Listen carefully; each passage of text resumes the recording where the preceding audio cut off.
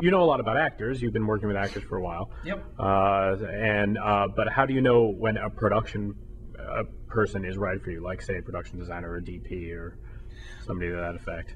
Well, you know, with photographers and production designers, I'm particularly well equipped. I don't know if even you know this, Troy, but my background is actually in design. What? Yeah. Did I tell you that? I've told you that, haven't I? You know, I was a lighting designer in college, and then I put myself through school doing design work. Stack is nodding. You told me you had a degree in writing and directing. No, yes, I think you've mentioned something about that. Yeah.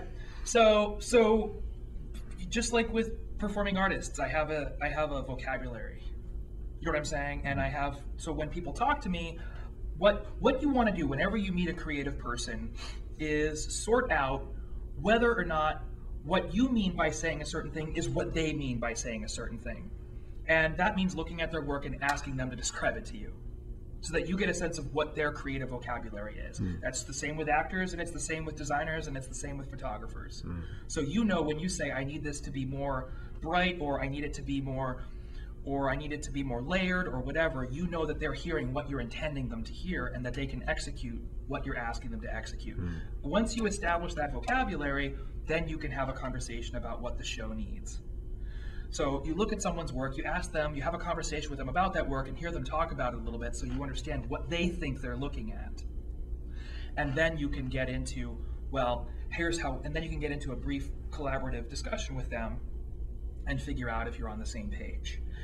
And if you enjoy that discussion, once you have that vocabulary anchored down, then you know whether or not there's somebody you can rely on to do the show. You know, and that with me and Johnny, we had that conversation. I mean, my mom was a photographer. I was raised in a darkroom, so I'm very capable of talking about composition and color and lighting. I was a lighting designer for 6 years, so Johnny and I have an easy time talking to each other.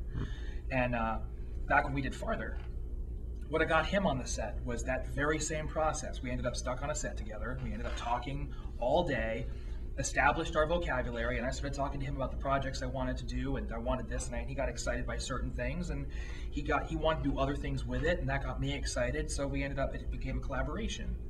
You know, and Farther is definitely at its best a product of the best things in Johnny and the best things in me that we were capable of providing one another at that exact moment when we shot it. And Quantum Theory is going to be much the same. At this point, we've known each other long enough where I'm not, you know what I'm saying? I'm not confused about what he's going to give me. I'm looking for the same kind of relationship in a production designer.